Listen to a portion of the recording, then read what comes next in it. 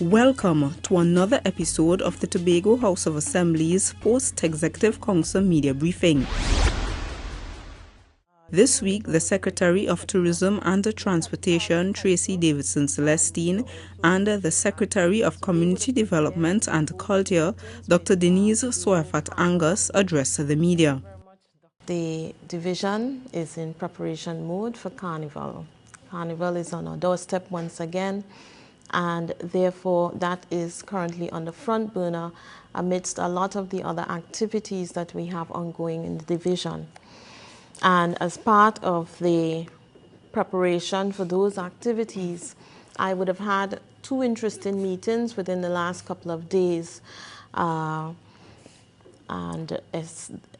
first one was with the Tobago Carnival Band Leaders Association.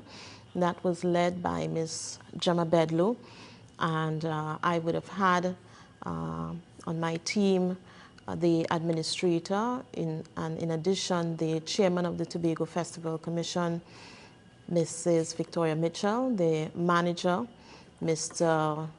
Eric Powder, and also the chairman of the Carnival Committee, Mr. Winston Gordon. And so they would have been there in both of the meetings with Tobago Carnival Band Leaders Association and the National Carnival Band Leaders Association. The national was led by Mr. Lopez, who actually came from Trinidad, along with Mr. Sandiford, Terence Sandiford, and his team. And I think coming out of both meetings, I think everyone became clear that given the constitution and the basis, the foundation of the collaboration for the Tobago Mass Transformation Secretariat, that when you take away the National Carnival Bands Association, from that all you're left with is then the Tobago Carnival Band Leaders Association. And therefore, in effect, there's no more Tobago Mass Transformation Secretariat, just by the nature of how they had come together in the first place. I think what was heartening on both sides is that they were prepared to work with the Festival Commission in ensuring that the carnival product for Tobago will be of the highest quality. The commitment and assurances were given on both sides. And even Mr. Lopez, felt also strongly that the Tobago House of Assembly should be the one to be running the carnival at this time where Mass was concerned.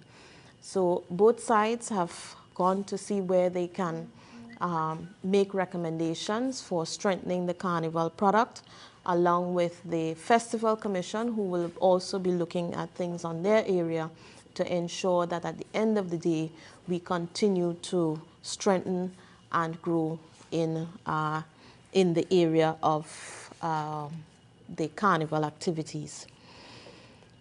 We have, of course, coming up shortly on the weekend of the 17th to the 19th, another what we call a Tobago Weekend, where we have beginning on the Friday night the Calypso Vintage Competition, and this would be a collaboration with the TUCO. And this is expected to be held in Pembroke. And this is all part of ensuring that we preserve our indigenous art forms. We know that, of course, soca has become very popular, but it's important for us to invest in the preservation of the Calypso art form itself. And this is where we feel the vintage competition in collaboration with TUCO would help us to continue achieving that objective. And so we expect that to be on the Friday night, the 17th. We will have, as usual, our folk fiesta activity. That event will be on the 18th. And on that Sunday, the Secretary would share with you more. That Sunday, the 19th, will be the Blue Food Festival. So we have a packed weekend for all our visitors coming to the island. as a combination package in the Tobago Weekend.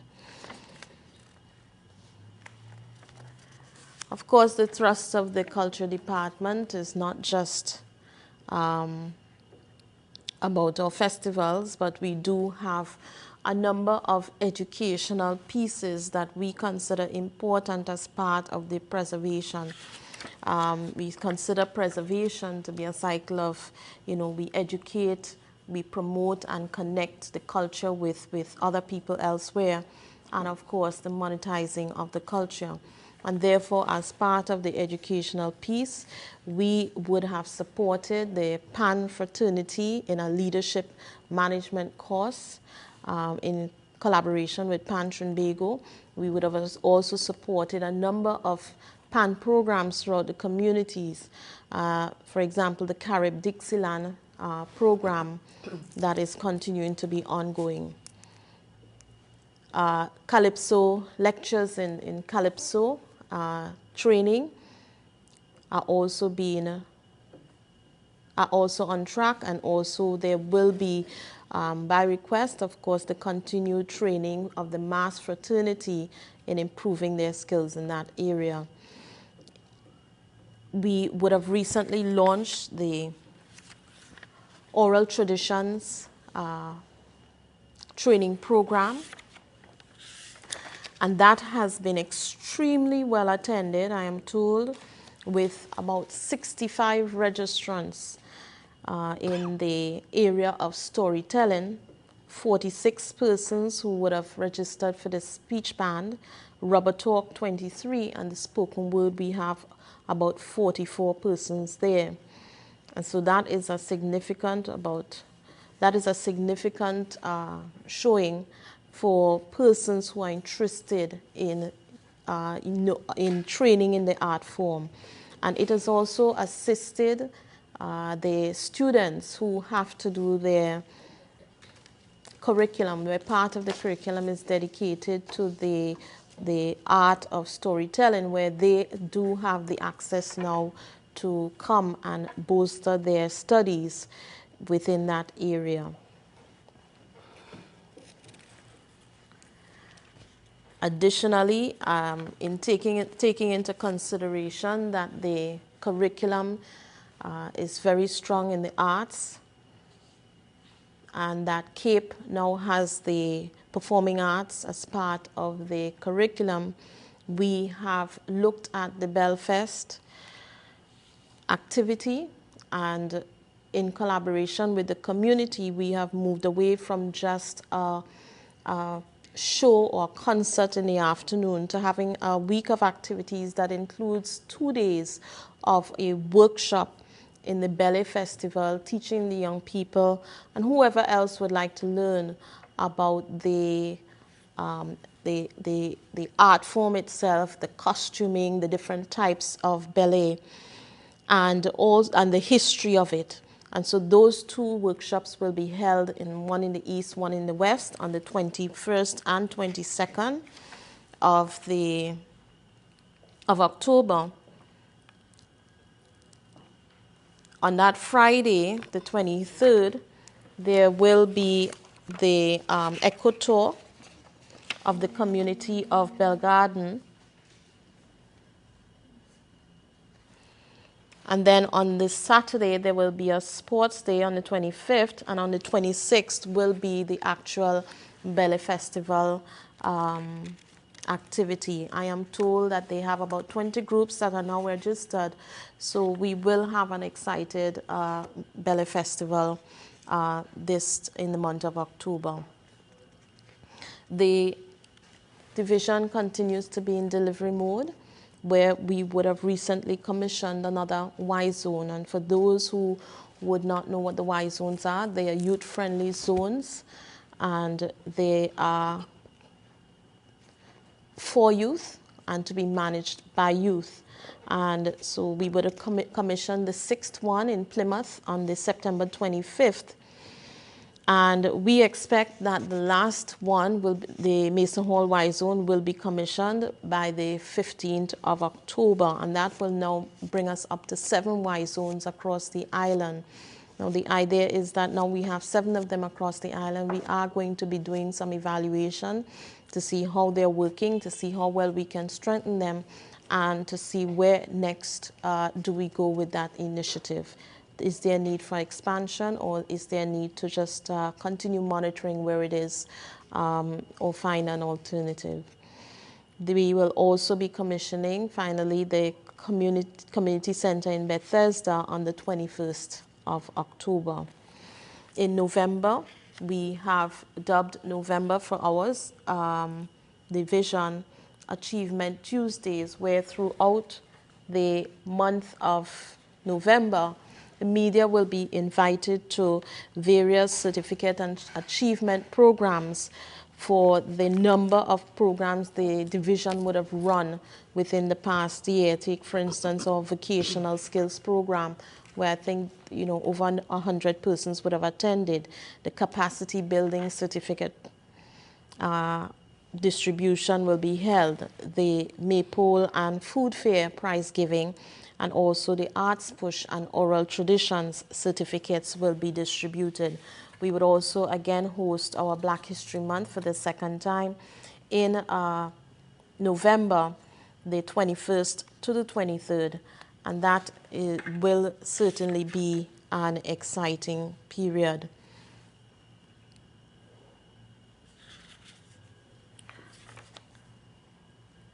Okay, now I would have mentioned that as part of what we consider preservation, that we have not only the education, but we have the promotion and connection with Tobagonians everywhere, and the monetizing of it. And as part of the promotion, the division would have traveled to New York and to Canada. And in New York, we would have collaborated with the organizers of the Tobago Fashion Week to bring culture to the fashion space in New York.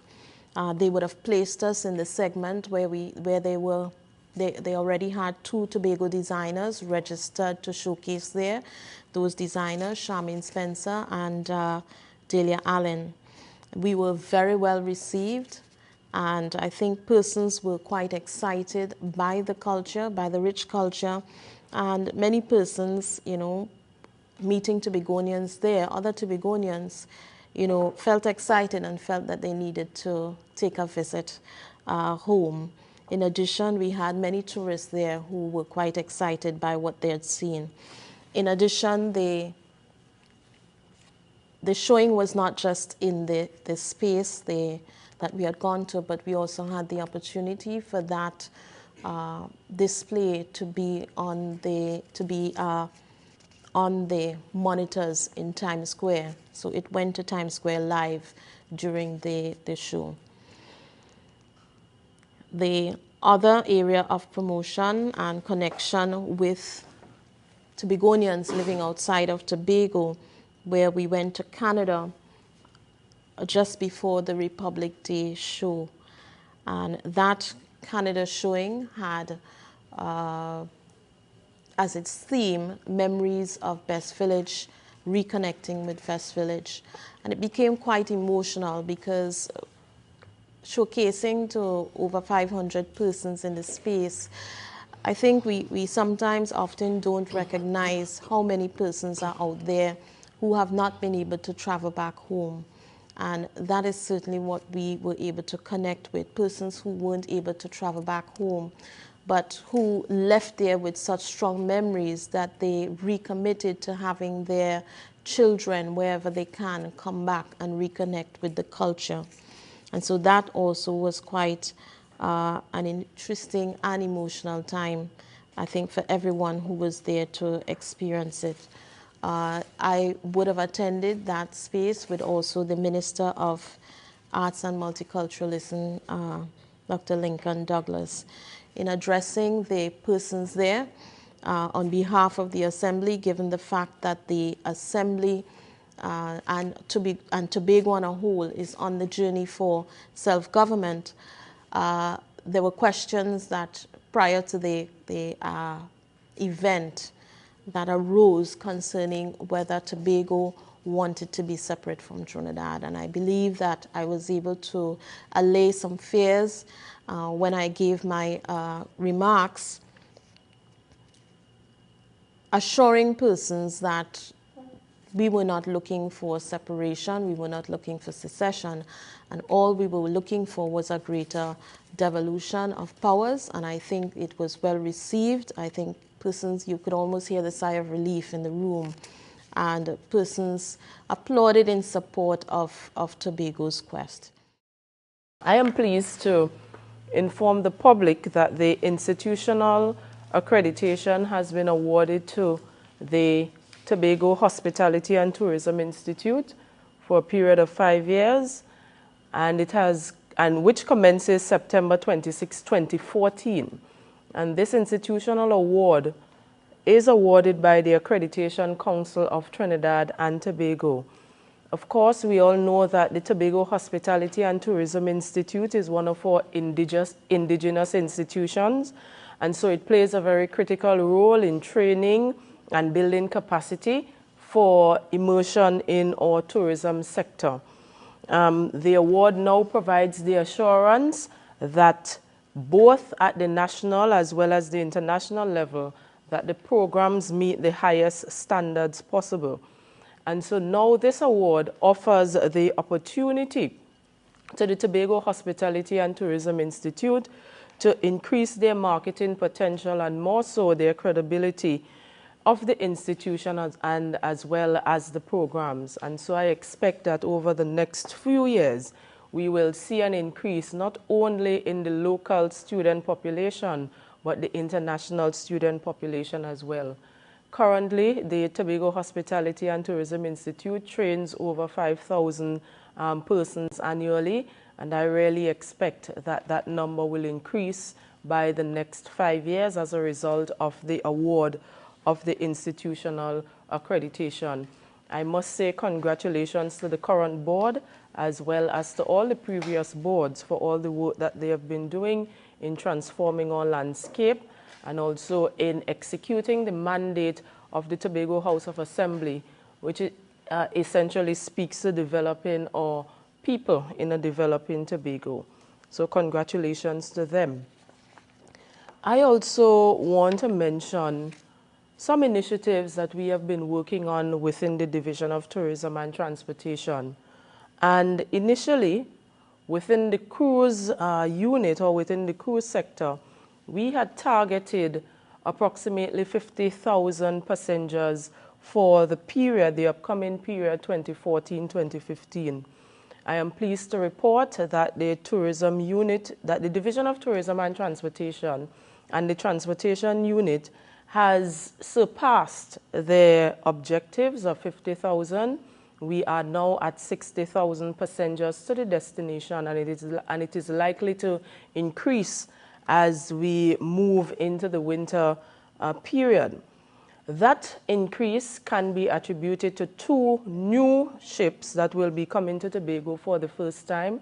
And you heard me talk about TUI main ship that will be bringing approximately 15 to 16 passengers to the destination, as well as our recent addition to the very new arrival, the Costa Fortuna, and that will add 7 stops to the destination in this winter, and it brings about 19,000, a further 19,000 passengers to the destination, bringing us up to about 60,000 passengers.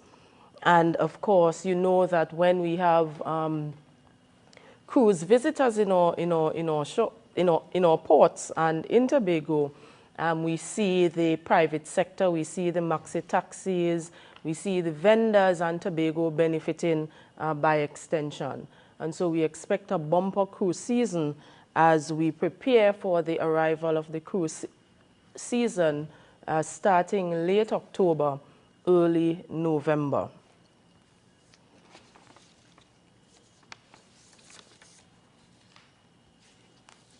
I want to speak about our preparation in the division. Of course, you know that we are at the end of another fiscal period, and we are just about moving into a new fiscal period, today being the 1st of October 2014.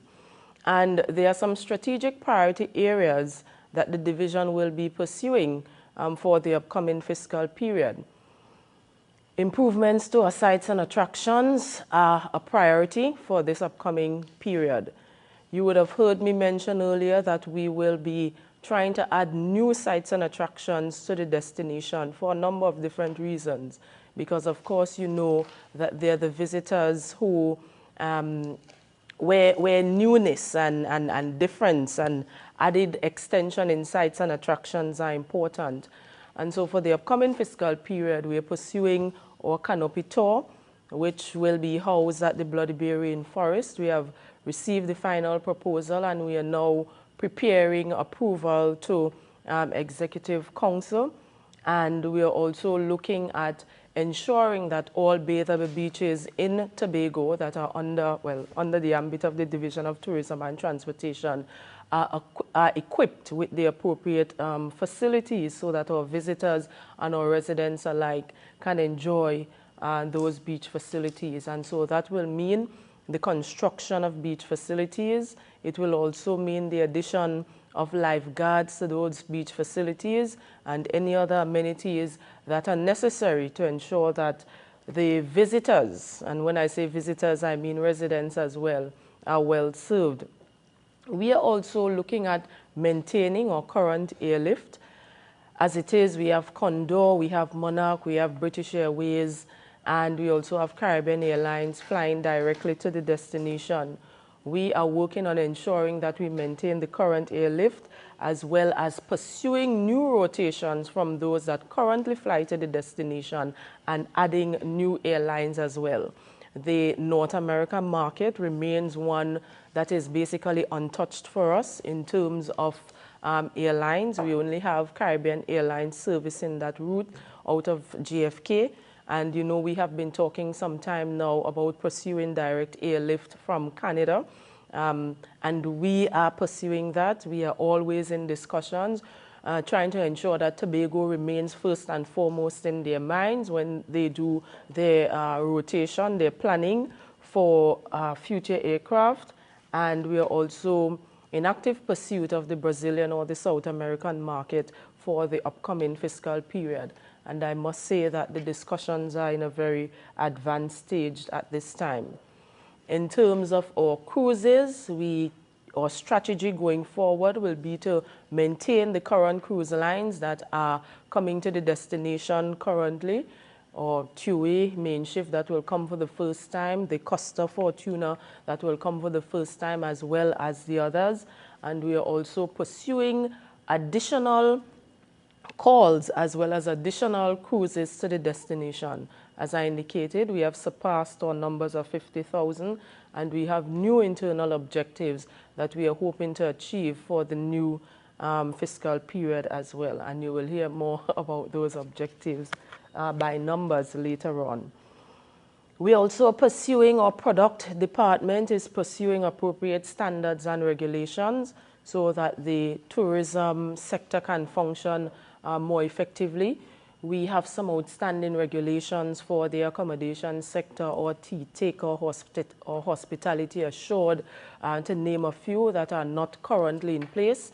And we will be recruiting a legal officer pretty soon who will ensure that our documentation for the standards and appropriate regulations are in place. And we're really hoping that, you know, the stakeholders will be on board in the process and that they will give their contribution as much as possible in terms of moving this aspect forward. We are also working on increasing our research capabilities and capacities within the division. Of course, you know, numbers are very important to us. We want to be able to measure the contribution of tourism to the Tobago economy. We have preliminary information, but we believe that there are more systems that we need to put in place to ensure that we have greater accuracy in terms of our numbers and our information. So we are working on improving our research capabilities and capacities within the division at this time. And in terms of marketing, we are maintaining the current markets that we currently serve, or traditional markets, United Kingdom, Germany, the Caribbean, Trinidad, or domestic market, to name a few. And we're also moving into new markets. Preparatory work has already started. The Brazilian, the Latin American market, we're moving into Sao Paulo. As a matter of fact, a team came back only this week from a Brazilian trade show where they met with a number of different tour operators who are very interested in selling Destination Tobago. And the Tobago Hospitality and Tourism Institute has been mandated to having Portuguese on their curriculum, because we have to start training our maxi taxi drivers and our citizenry to speak Portuguese, because we don't want the language to be a barrier in going forward. In terms of other new and emerging markets that we're targeting, we're looking at the China market. We are also looking at the Latvia, the Baltic markets, to name a few. Representatives from Lufthansa City Center will be here in Tobago in the month of October, with a view to building relationships with the private sector, and more so looking at our standards or accommodation, to name a few, so that they can now start selling. And last year, or is it this year rather, when we were at ITB, we did launch that formal relationship with the Lufthansa City Center, and they are now ready to activate the process, and they will be here to meet with our stakeholders and basically to have a visual of what Destination Tobago has to offer. And then, of course, our events or different festivals, we continue to focus on sport tourism. We continue to focus on cultural and culinary tourism, or we have our jazz festival, where the planning process is in place, and within the next month or so, we will be announcing our artists for Tobago Jazz Experience 2015. And then, of course, our focus on sport tourism. We have some very exciting activities that are coming up, and activities that will be launched in this month as it pertains to sport tourism for the destination. Last but by no means least is the mention of our preparatory work for World Travel Market. This year again, the Division of Tourism and Transportation and Tobago by extension will be participating in World Travel Market 2014, because as I indicated earlier, the UK market represents a very traditional and a very important market for Destination Tobago. And we want to ensure that we have representation as much as possible. So the team will comprise members of staff of the Division of Tourism and Transportation, private sector representatives, as well as a few entertainers who will ensure that the cultural offering of the island is marketed as much as possible. I also want to announce that the Division of Tourism and Transportation continues to work very hard, and we have been seeing increases in our numbers. We are pleased to see a 7% increase in international visitor arrivals over 2013. We are very focused in terms of our marketing efforts. We are now very focused in terms of how we treat with our trade partners and in terms of how we target our consumer market, so to speak. I am heartened by the load factors that I see on British Airways, 100% increase in sales for the coming season, the winter season. The Apollo charter continues to sell very well. We still have quite a lot of work to do in that area, but the private sector is working endlessly with us, and Monarch is also selling very well at the moment. And so things are happening. Thank you for staying with us for the Tobago House of Assembly's Post-Executive Council Media Briefing for the week ending October 4th, 2014.